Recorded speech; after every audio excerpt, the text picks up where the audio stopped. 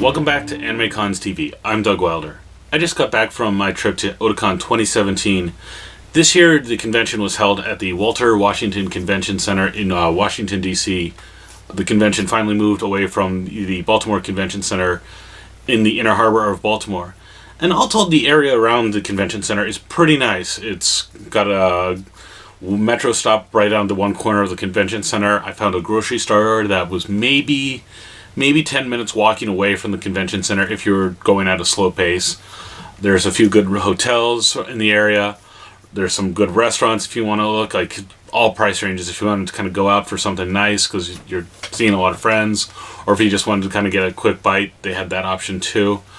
The one kind of downside we were finding with the location was if you were driving in, which my friend and I did, parking got a little expensive. There were parking garages not too far away, but it still was a pretty penny to kind of park for the whole weekend. So if you are going to drive in, it's not that bad too. Just be prepared to pay a premium rate for parking, but that is definitely an option. The bigger space of the convention center was definitely it just felt more wide open, a little less claustrophobic.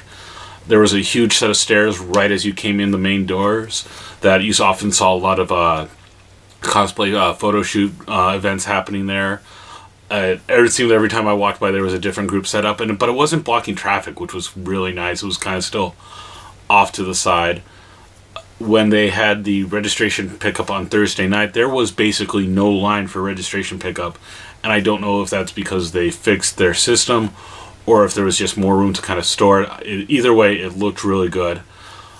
One of the downsides about the new convention center, though, was they instituted bag checks this year, which I think is going to become kind of more and more the reality for conventions going forward, unfortunately, and it's something we kind of have to accept. And I'll give points to Otakon here.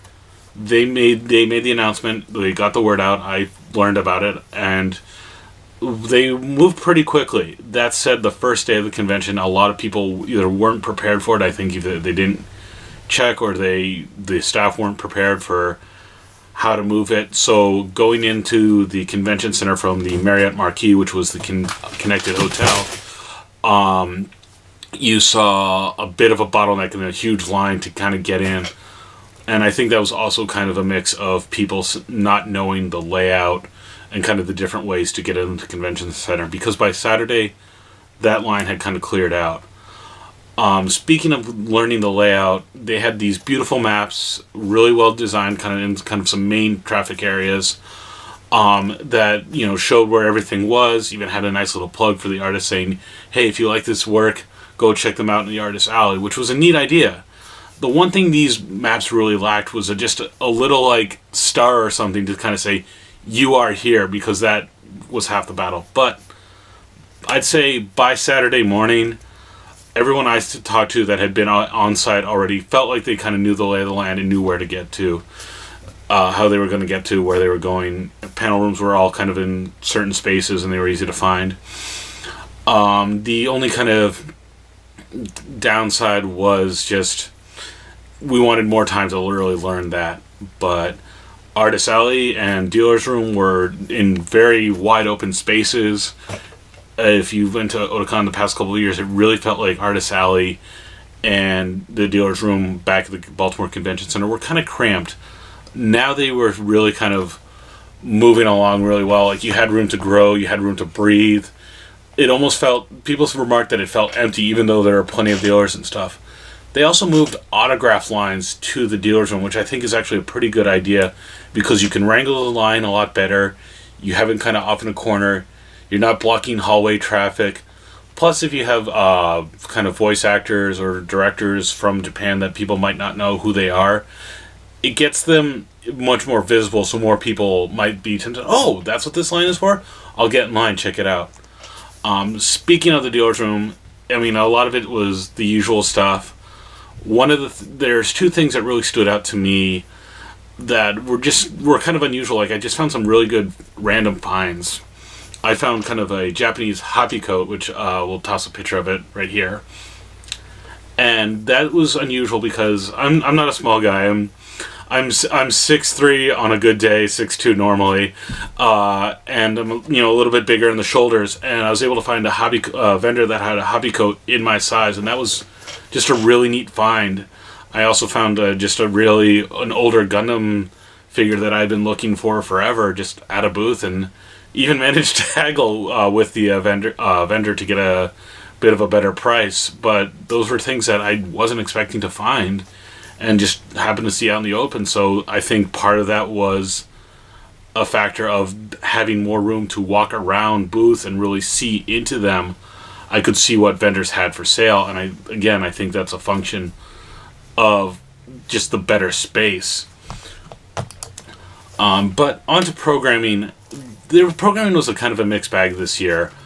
If you looked in the guidebook app, you saw a lot of things that just, if you searched the word canceled, you found a lot of canceled video screenings and a lot of canceled panels. And it kind of makes me wonder why. Like, did they just not notify people soon enough for them to plan to do their panels? Which, personally, my personal opinion is, if you're going to submit a panel to a convention, you should be committed to going to that convention no matter what. But I never really got an explanation. And video screeners, that one's a real mystery to me. I just wonder if they didn't get things in time or what. And again, that almost seems like something you should be making sure you have the video resources in hand before you put it on the schedule. One of the other things that was weird about Guidebook this year, and there was an issue with the app where they put a notice about this saying, if we're aware of an issue that if we send out an update, it will clear your personal schedule. Like, Guidebook has this function where you can make your own schedule to kind of track what you want to do during the day. So they were aware of this issue, but they kept pushing out updates. So I kind of gave up on having my own personalized schedule in the Guidebook app, and I was really kind of frustrated that they clearly knew about the issue because they said they knew about it, but they kept making it worse instead of kind of grinning and bear it, and that was really frustrating.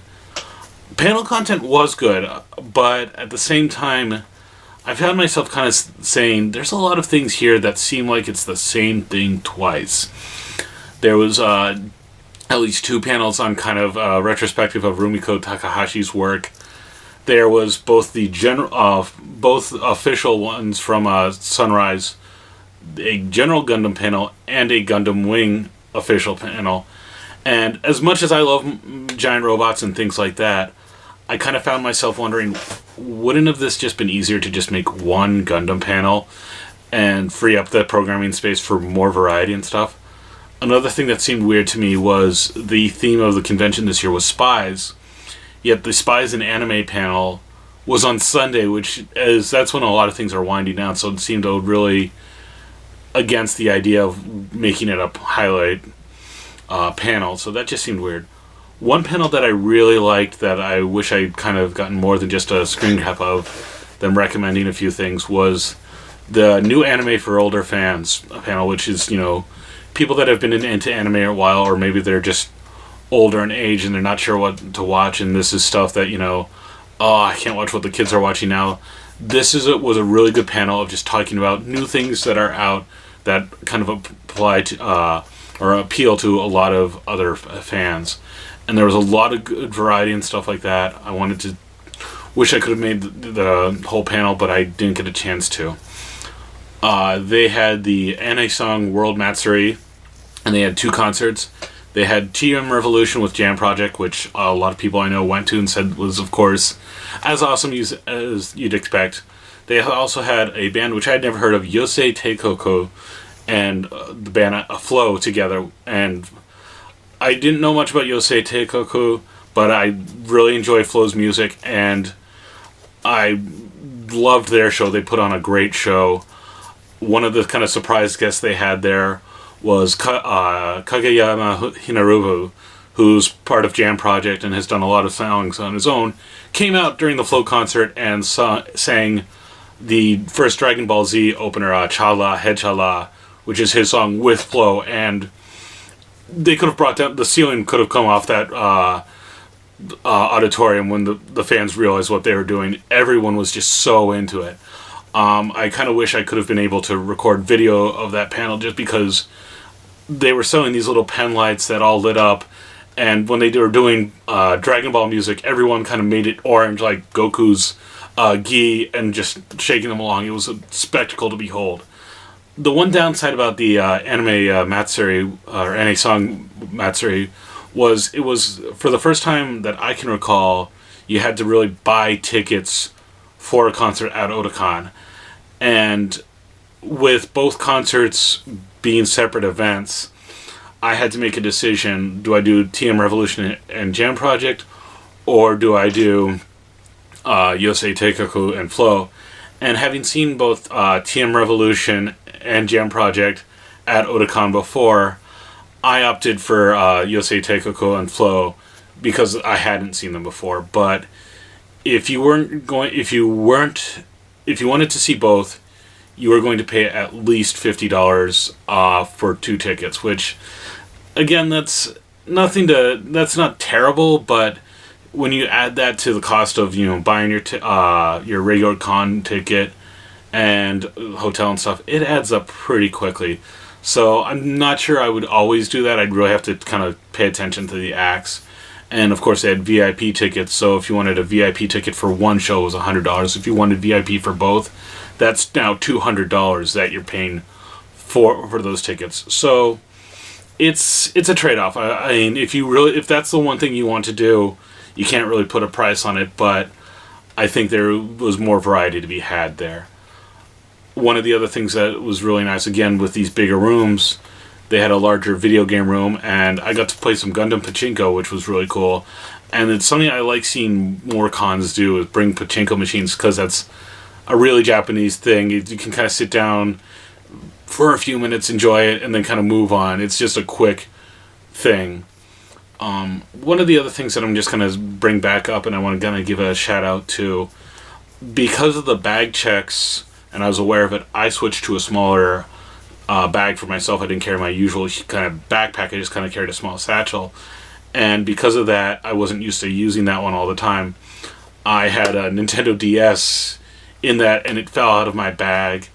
And unfortunately, I lost it. But I want to give a lot of credit to the Otakon Lost and Found staff, because as soon as I noticed it was missing, I went there. They didn't have it, but they took all my information. They even gave me, one of the things I thought was really interesting was they gave me a receipt to kind of say, we have, this is proof that you talked to us about your item, and we will contact you if they found it. So even though they didn't find it, I think their process was good. And hey, maybe some lucky fan will now have a new DS and will actually finish my copy of Pokemon Sun, because I apparently wasn't playing that much of it. But again, Lost and Found was a reasonable experience for what was happening. Overall, I will say that one of the best things about Otakon this year was it felt like there's room to grow. And it wasn't that there was too little going on, but there's more panel rooms that can be used. There's a lot of space that's still unused at the Marriott Marquis that's attached to the convention center. I think they have the option of possibly talking to some of the other hotels that aren't connected to the convention center, but they could still use. The Renaissance was only a 5-minute walk away. So there's definitely places they can add more. I'm kind of curious why a lot of their programming wasn't secured, and if it's a matter of not notifying their panelists soon enough, they need to do that. If it's not securing their video assets sooner, that's something that they need to take care of. And maybe even talk to veteran panelists that they know have done good panels before, and kind of keep a wait list and say, we can't guarantee you a spot, but if we need something last minute, can we give you a call? Because that's a good way to get it. A lot of panelists I know that have done things for years have kind of a panel repertoire that they can keep handy, and if it's just a matter of making sure they bring the copy of their PowerPoint slide deck or whatever on them when they go to the convention, that seems like a pretty easy request, and I think that's a good way to just kind of have backup programming. That way, instead of seeing all these canceled things in Guidebook, you have new things scheduled that you can add. I will still, again, even though it seemed like I'm bashing a lot of the convention, I still had a very good time.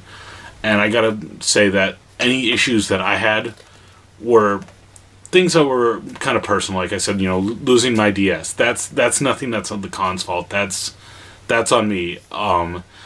I think overall, the new convention center is going to be a good fit. I think we're going to see a lot of cool things as people kind of learn the good areas to get pictures, learn how to get a better sense of where they need to go for panels, for autographs and things like that, and just kind of get things more efficient and just learn the lay of the land. So I really want to see how the con continues to grow. And a lot of people said that it didn't quite feel like Otakon at first, but by the end of the weekend they were still having that good Otakon feeling. And that speaks a lot to kind of the work that's being done and kind of what's at the core of the convention. And it's not just the location, it's a lot of other factors that are in sync there. So that's about it. I think if you have anything about it to say for Otakon, don't forget to drop us a line. You can send us an email at podcast@animecons.tv. You can send contact AnimeCons TV on Twitter, on Facebook, on Tumblr, all over the place. Let us know if you had a good time at Otakon or at any other convention. You can also leave us a voicemail at 762-ADEQUATE. You can don't forget to subscribe to us. Stay tuned. I also got to interview Vega at Otakon, so that will be coming down the pike. In a couple months, I will be going to Anime NYC, and I'll be sure to have a con report that. But before all that, we've got plenty of other great AnimeCons TV from all of my other co-hosts at the podcast, so don't forget to follow us, and we'll see you next time.